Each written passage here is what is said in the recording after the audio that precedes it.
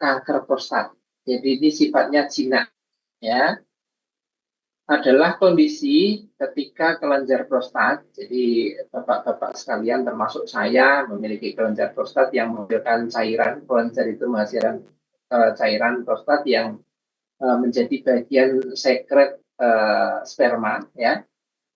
Jadi kelenjarnya ini mengalami pembengkakan, ya. Jadi hiperplasia itu pembesaran, ya. Jadi yang awalnya misalkan ukurannya 1 mili, 1 mili, 1 mili menjadi 5 mili, 5 mili, jadi membesar, ya. Oke.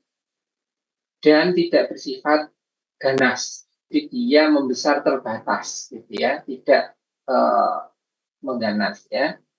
Dan kasus ini umum terjadi pada pria di atas 50 tahun, ya. Sehingga nanti kalau pasien Bapak Ibu sekalian itu laki-laki di atas 50 tahun, sebaiknya anamnes tentang urin atau perkemihan, buang air kecil itu agak lebih didetilkan, ya.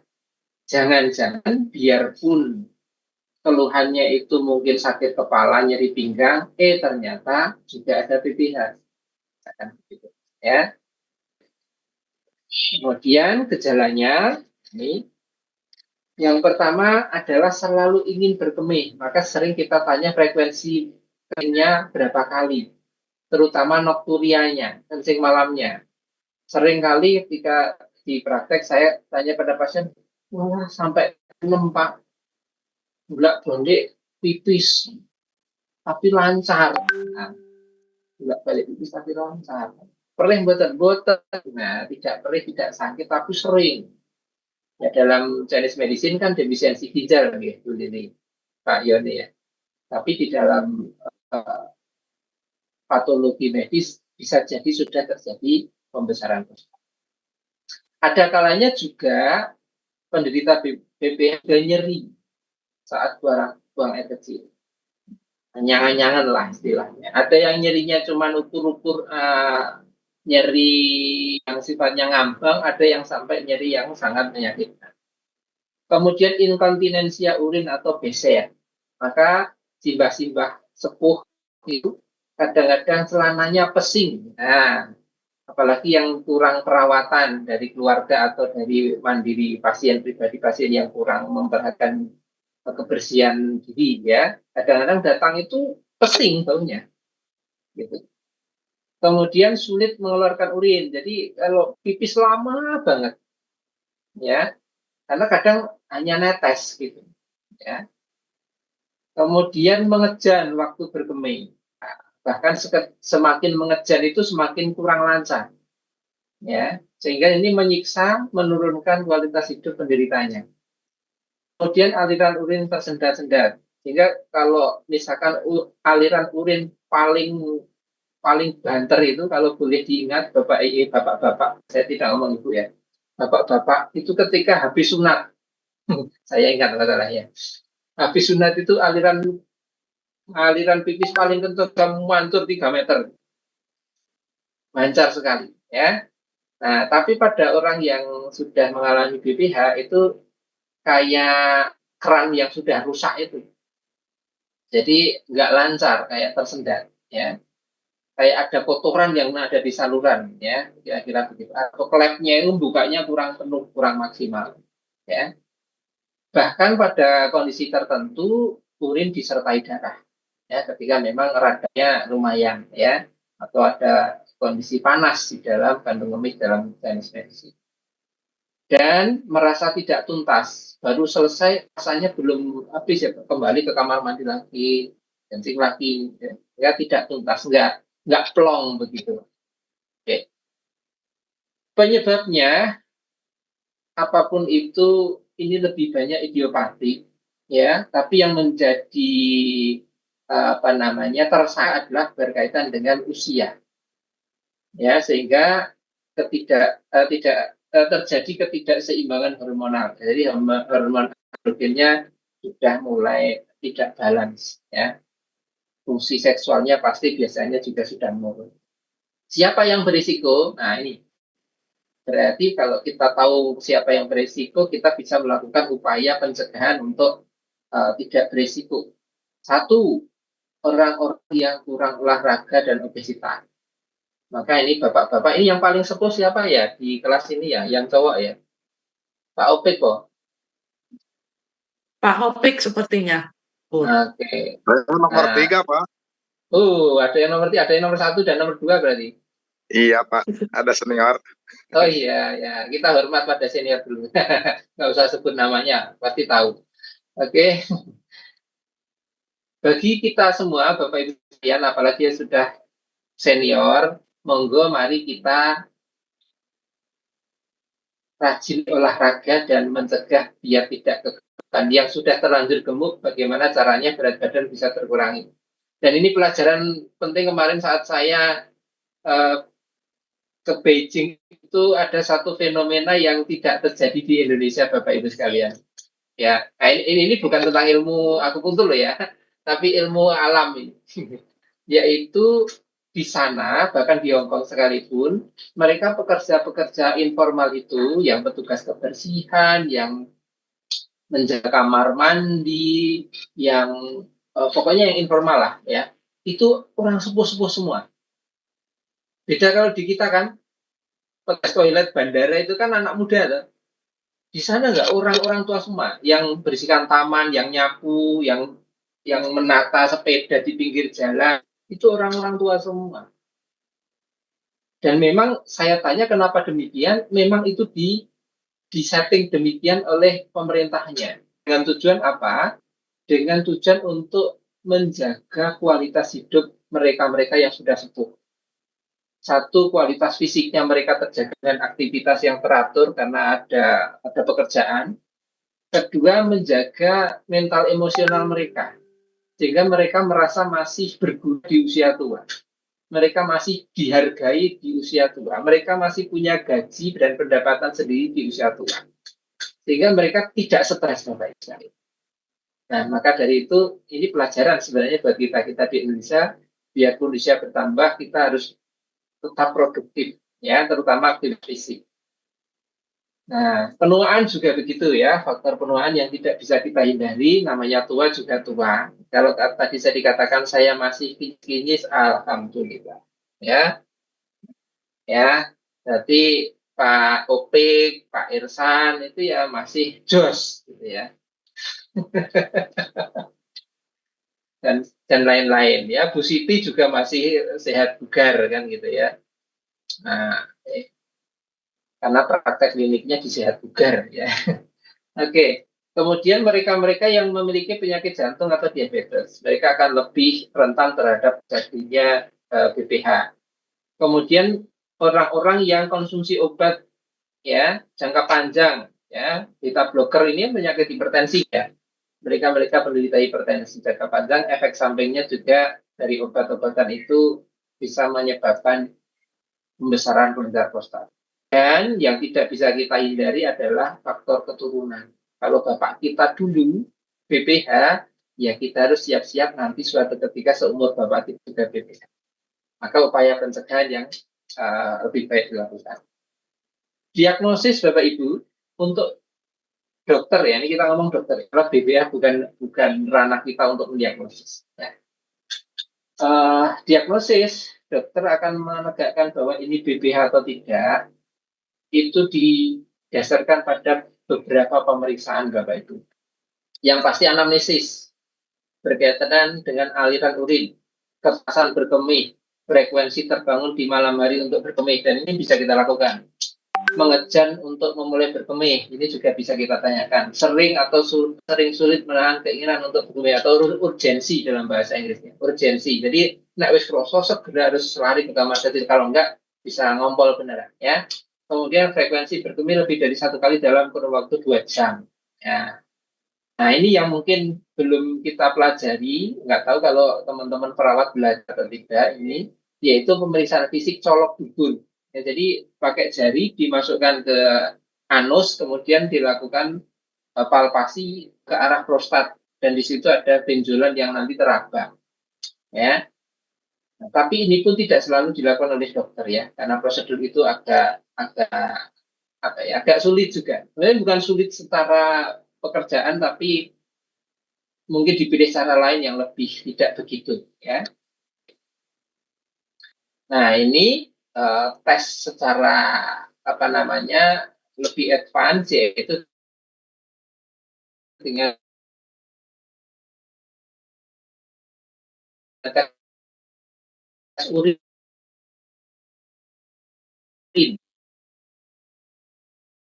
yang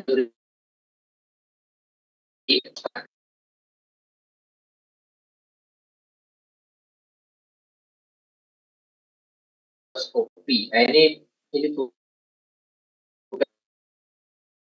bukan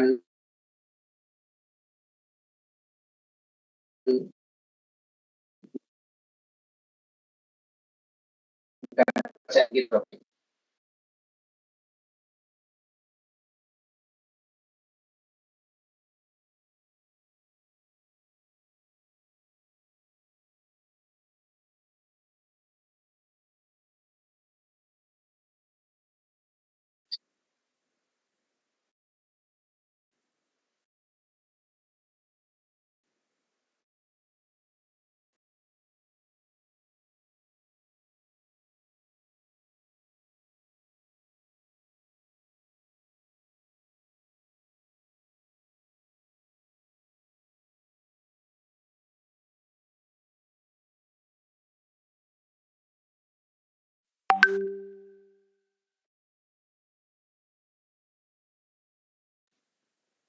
Oke, jadi treatmentnya didasarkan pada kondisi kesehatan penderita secara umum. Artinya orangnya kurang tahu saya. Oh, masuk kelas. Nggak tahu kelas mana. Yuk. Ya, kondisi penderita secara umum. Ya, artinya orangnya lemes kah, orangnya secara fisik kuat kah, ya, orangnya masih sadar penuh kah, orangnya sudah mulai gangguan kesadaran kah, dan lain ya. Kemudian keamanan dijelaskan penderita. Usia juga begitu, karena semakin sepuh semakin sulit untuk diajak komunikasi atau intervensi yang berisiko ya. Termasuk juga ukuran prostat. Apakah hanya pengobatan dengan medikamentosa ataukah bisa dari ataukah kombinasi, ataukah hanya diakupunktur cukup misalkan ya, ataukah bahkan sampai harus operasi karena terlalu besar. Nah, ini sangat ditentukan itu ya. Kemudian obat-obatan ya. Jadi dokter bisa memberikan obat-obatan penghambat pertumbuhan prostat ya. Pasti dokter yang lebih tahu ya. Kita tidak begitu banyak tahu. Obat-obatan untuk memperlancar BAK ya. Nah, terapi menahan berkemih. Jadi ini semacam kayak latihan atur pipis ya. Nah, ditahan dulu, jangan segera dikeluarkan. Karena itu ada triknya tersendiri.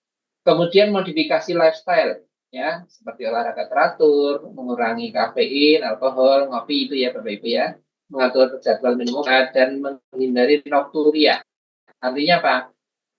Kalau menjelang tidur tidak minum terlalu banyak dan dijadwal. Jadi pipisnya itu sebelum tidur wajib pipis dulu sampai tuntas baru tidur. Harapannya nanti tidak terbangun ketika di tengah malam atau pertengahan tidur sehingga tidak mengganggu kualitas tidur. Operasi ya, jika memang harus operasi, dan akupunktur. Nah, ini bagian kita. Dalam teknis medicine, akupunktur nanti menganggap tujuh emosi, ya ini yang kadang-kadang tidak diperhatikan di dalam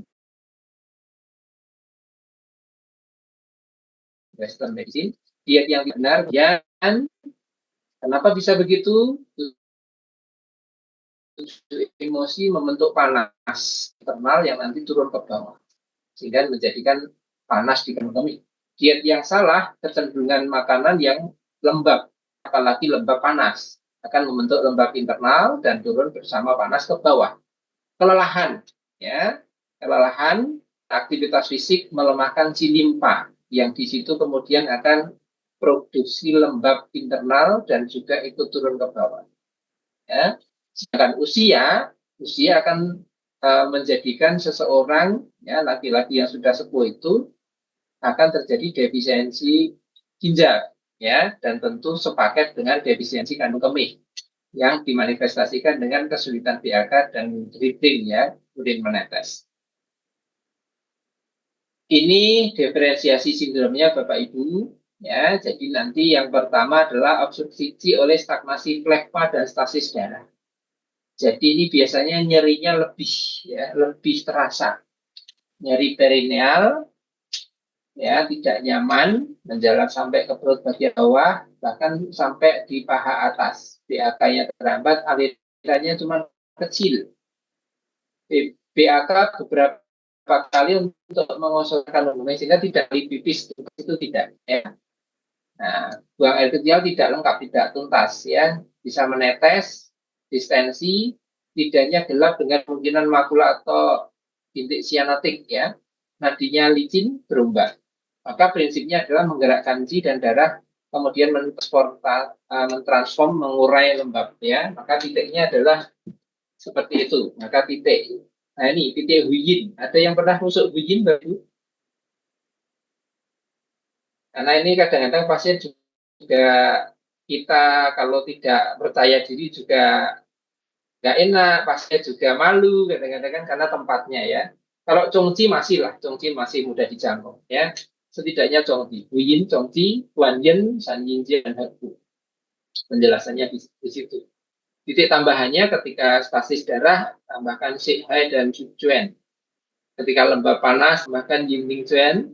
Jika lebih panas, ya, lebih panjang panasnya, berkaitan biasanya dengan panas dari pencernaan, dari Yangming, dan panas dari liver, maka ditambahkan Neting dan Xingjian, dan titik api, ya.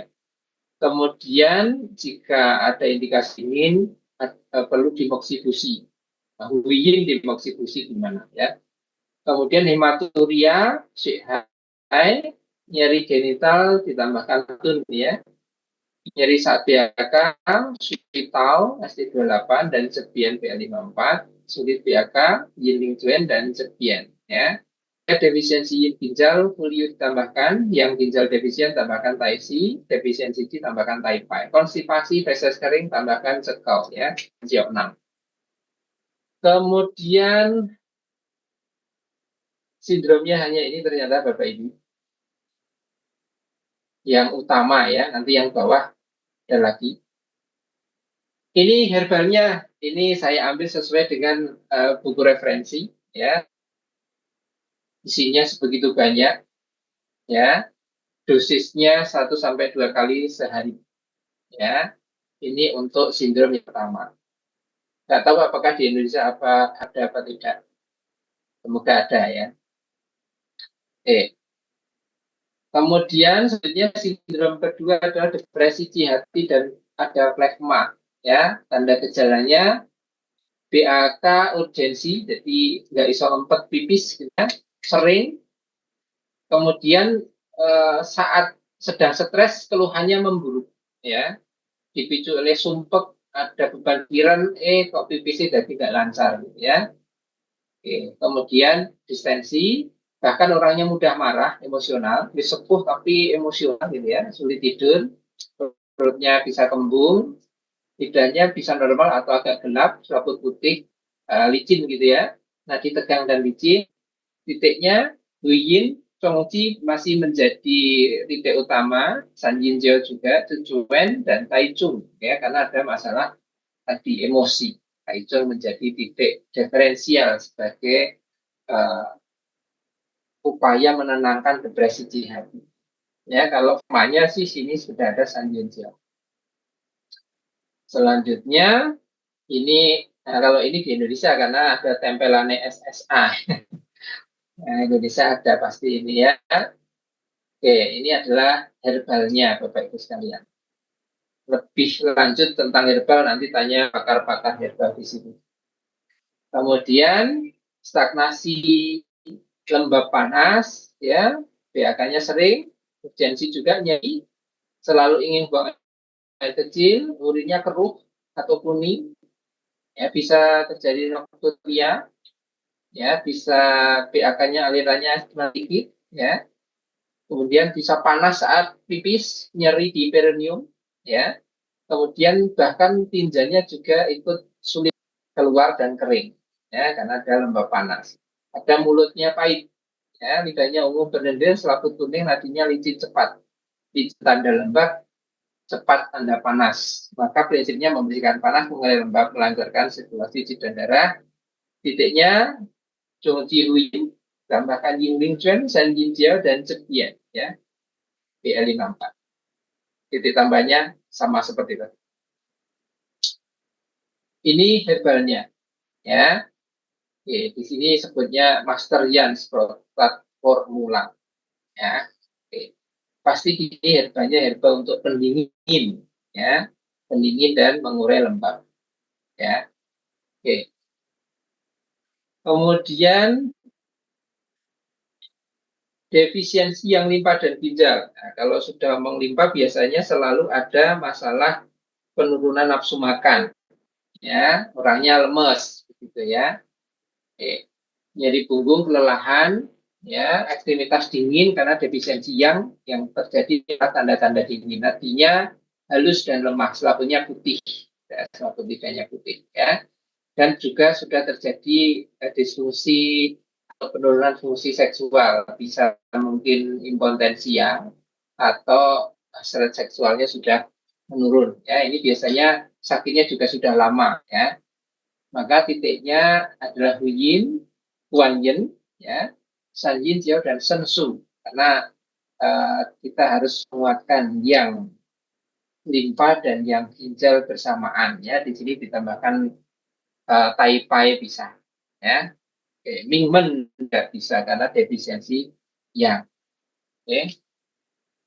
Kemudian ini herbalnya, ya. Apakah di Indonesia ada atau tidak? Mungkin yang pernah berkecimpung di sini Bu Erni atau Bu Lili lebih tahu, ya. Oke. Kemudian selanjutnya defisiensi yin, sering BK, terhambat, dribbling, ya, dan memburuk saat kelelahan, ya. Jadi awalnya lancar, tapi kalau mau selesai kok netesnya lama, ya, nggak tuntas-tuntas, ya. Orangnya juga bisa LBP, bisa tinnitus, impotensia, ngompol sperma, emisi semen itu, ya. Sulit tidur, keringat malam, panas 5 titik. Kemudian ada demam sore hari, ciri khas dari defisiensi yin, ya. Lidahnya biasanya selaputnya sedikit, ya, kering atau bahkan tidak berselaput. Nadinya biasanya kecil, halus, tapi cepat. Titiknya Yin, Huan Yin, San Yin, Jiao, Sensu, dan Kuliu sebagai topik Yin, ya. Pasti dengan anjuran saran yang lain, ya. Cukup nutrisi berkaitan dengan tonik Yin, ya, terutama air minumnya. Ini adalah herbalnya, bisa dibaca sendiri. Kemudian ini yang lebih parah adalah citenggelam, ya. Ya kan sering sedikit terlambat, kadang keinginan untuk buang air kecil tetapi tidak berhasil, ya. Orang sudah sakitnya sudah lama, sudah mungkin sudah keluar masuk rumah sakit, sudah lama dalam perawatan, ya, tidak kunjung membaik, ya, orangnya nggak punya kekuatan, nafsu makannya sudah sangat rendah, ya, suaranya sudah lemah, ya, perutnya sudah apa, kendur, gitu ya, sudah otot-ototnya sudah pada kempes, misalkan, ya, sudah sangat serius lah sakitnya, ya. Maka akupunkturnya nanti tentu tidak bisa berdiri sendiri, harus ditopang dengan upaya kesehatan lain, entah itu obat dari dokter, entah nutrisi yang diperkuat, ya, bahkan herbal. Maka titiknya adalah Huyin, Kuan Yin, Jihai, Pai Hui, karena tenggelam harus diangkat. Titik untuk mengangkat Ji adalah Pai Hui, ya, Cusanli dan Sanji. Ini herbalnya, ya. Diminum 4-6 kapsul 30 menit, ya, sebelum atau 1 jam setelah makan, 2-3 kali sehari, ya. sehingga obatnya diminumnya banyak. Mekanismenya, sehingga dari hasil-hasil penelitian ahli, ya, ini contohnya dipublikasi tahun 2017, ya. Ini efek elektroakupunktur pada retensi urin karena pembesaran prostat, ya. Di sini dikatakan bahwa studi modern menunjukkan bahwa stimulasi titik akupunktur dengan elektroakupunktur bisa mengatur miksi. Ya, mengaturnya itu bisa jadi lebih lancar, ya, lebih plong, lebih tuntas, ya, dan mengurangi frekuensinya. Yang kedua, khususnya kontraksi otot destruktor kandung kemih dan pembukaan sphincter internal, ya, sehingga bukaannya kalau buka bisa buka penuh sehingga lancar, ketika nutup juga bisa nutup penuh sehingga bisa mampet, bisa betul-betul tidak netes, ya. Oke. Kemudian akupunktur menghilangkan kemacetan atau edema prostat dan mengurangi tekanan uretra, ya, sehingga diharapkan akupunktur itu bisa betul-betul memfasilitasi, tentu jalurnya adalah jalur lokal maupun jalur sistemik, ya, entah lokal dengan titik-titik misalkan titik-titik apa namanya depan kandung kemih, Wandian Chongqi, ya, sehingga apa terjadi namanya reaksi mekanisme lokal sehingga terjadi perbaikan jaringan, ya, peradangan, ya, meningkatkan mikrosirkulasi. Lebih dari itu, mekanisme dengan melibatkan otak dan apa namanya HPA aksis, ya, di otak, kemudian ginjal dan kelenjar adrenal, kemudian dia bisa mengatur fungsi kandung kemih, ya, seperti itu. Kemudian ada beberapa catatan yang perlu kita sampaikan pada pasien-pasien kita yang BPH. Yang pertama, bisa melakukan self massage, Ibu, sehingga kita ajarkan pasien kita yang mengalami BPH itu untuk melakukan massage pribadi, pemijatan sendiri, ya. Di mana yang pijat di area perineum, karena di situ dianggap sangat membantu menurunkan pembesaran prostat. Ya, dalam apa namanya saat-saat longgar, saat-saat duduk santai bisa dimassage, ya. Dilakukan setiap hari secara teratur hingga beberapa minggu, ya. Membatasi asupan minuman yang mengandung kafein dan alkohol, apalagi pasien kita memang gatok, ya, gatok kopi sama teh atau bahkan masih mau minum alkohol, ya. Harus betul-betul kita edukasi. Membatasi konsumsi obat pilik yang mengandung dekongestan dan antihistamin. Lah ini repot, ya. Delalai pilek tapi dia punya pembesaran prostat, ya. Tambah nanti prostatnya juga tidak lancar nanti, ya. Sehingga sebisa mungkin dilakukan upaya pencegahan. Jadi ya orang-orang tua kan daya tubuhnya sudah mulai menurun, ya, gampang pilek dan sebagainya. Tidak menahan atau menunda buang air kecil. Ya, ketika sudah terasa sebaiknya sudah, ya, membuat jadwal buang air kecil misalkan setiap 4 atau 6 jam, jika dilihat, oh tadi terakhir kencing jam 9 pagi misalkan, oh lagi jam 1 siang dan sebagainya. Menjaga berat badan ideal dengan menjalani pola makan yang sehat tadi, ya, karena faktor risiko. Olahraga teratur, bahkan senam kegel, ya. Senam kegel itu juga sekarang mulai diterapkan pada kelompok senam lansia, ya. Dan juga penting itu mengelola stres dengan baik. Maka tadi yang saya cerita tadi, orang-orang tua kita itu sebaiknya tetap diberi kesempatan untuk berkarya, ya, diberi kesempatan untuk melakukan aktivitas yang dia senangi, ya. Bahkan mungkin pekerjaan yang dulu memang menjadi pekerjaannya, ya. Oke, hanya dengan pembatasan-pembatasan. Itu Bapak Ibu mungkin sekilas tentang bagaimana akupunktur kita akan terapkan pada bapak-bapak kita, simbah-simbah kita, ya, orang-orang tua yang datang pada kita dengan gangguan masalah buang air kecil yang disebabkan